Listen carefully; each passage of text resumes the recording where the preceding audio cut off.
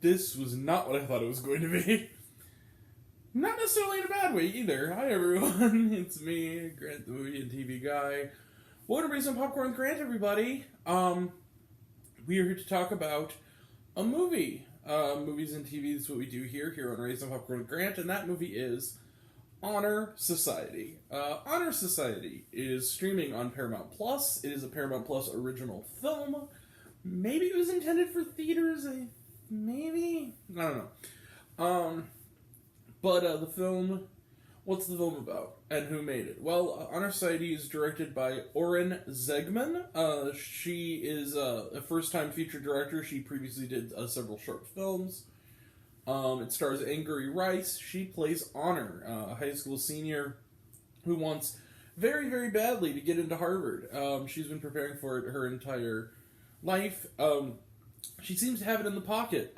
She's been smoozing the school guidance counselor, played by Christopher Mintz-Plasse, who, when I was a boy, was the high school nerd du jour in Superbad. He may like Honor a little too much for comfort, which is kind of one of many darkly comic elements, surprisingly. But it's between her and two other students, a young woman named Kennedy, who is a drama kid, and a young Doctor Who loving nerd named Michael. He is played by Gaten Matarazzo, Dustin from Stranger Things, a.k.a. She decides, okay, I'm going to befriend Kennedy, and I'm going to seduce Michael to basically distract them long enough to steal their spot from them. She's a type AAA personality, if you will, and but very soon, she genuinely begins to befriend Kennedy and the motley crew of drama kids, as well as forming potentially unexpected romantic feelings for the seemingly genial and kind Michael.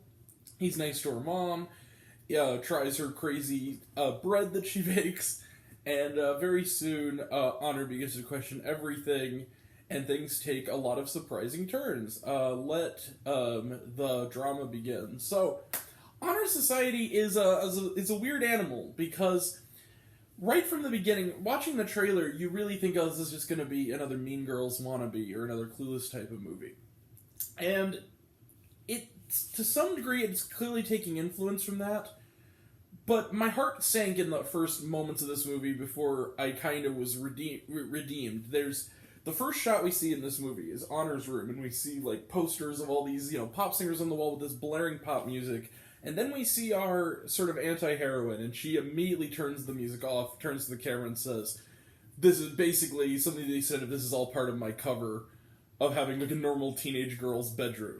This is all part of my plan. And you're kind of like, okay. And you're kind of in it. This has a surprising bite to it. And I do think that it plays kind of within certain cliches. I mean, it is a rom-com to a degree. And then the third act happens, and it takes a turn that I did not see coming, that was genuinely well thought through, genuinely funny, genuinely kind of twisted, where the tables are kind of turned in a way that's unexpected, that really kind of bowled me over, and really gained my respect. Angourie Rice, who has basically been a superstar all the way back to, 6 years ago when she kind of came onto the scene with the terrific The Nice Guys.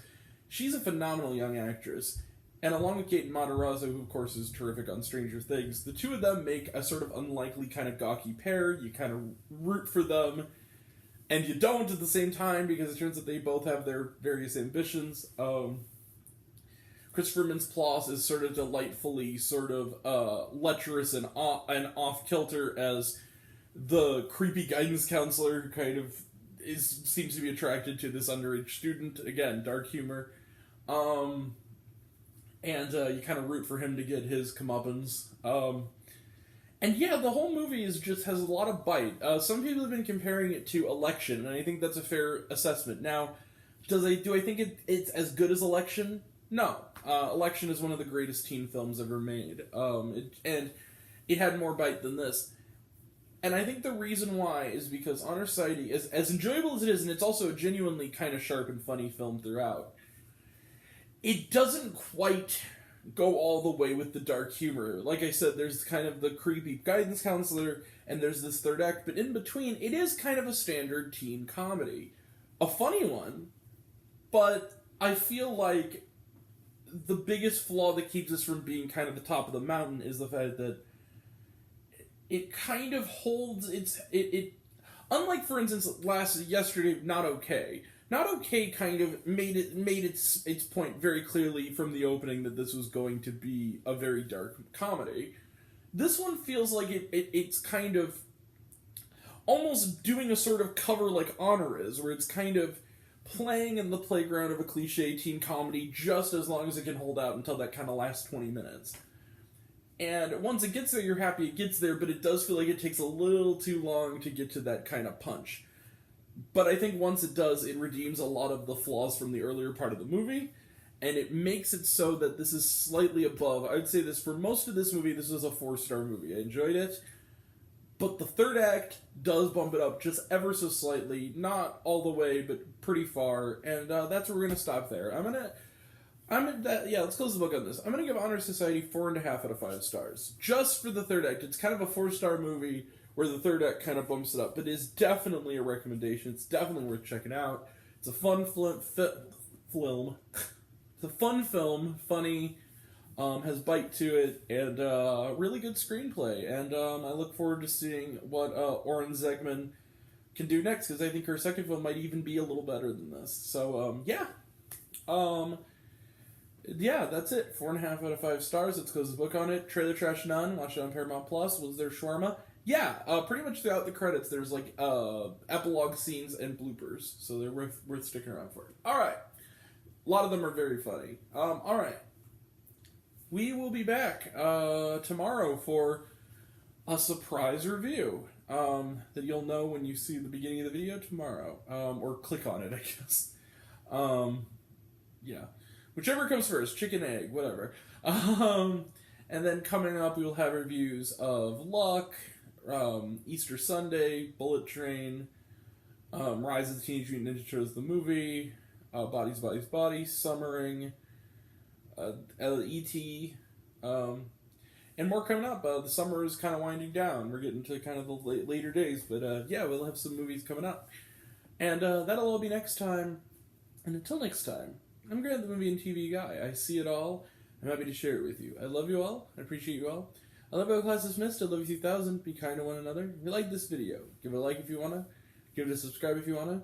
Give it the bell. I don't know what it does. That's you're supposed to do. Or so I've been told. If you want to find me elsewhere, reviews, lists, and other fun stuff, you can check me out on Letterboxd.com at Raised on Popcorn with Grant. My Facebook page, Raised on Popcorn with Grant. The podcast, Raised on Popcorn with Grant on Facebook. My podcast, monthly podcast, Raised on Popcorn with Grant, the podcast on Spotify and Anchor. Some of you already have, but even if you haven't, take care of yourself, take care of your mental health. It's incredibly important, and I want to know down below, what did you think of Honor Society? Did you like the movie? Did you hate the movie? Think my opinion's good? Think I'm full of shit? Comment below, let me know. And until we meet again, we were all raised on popcorn. Make mine with extra butter. I'll catch you guys next time. Take care. See you around. Bye.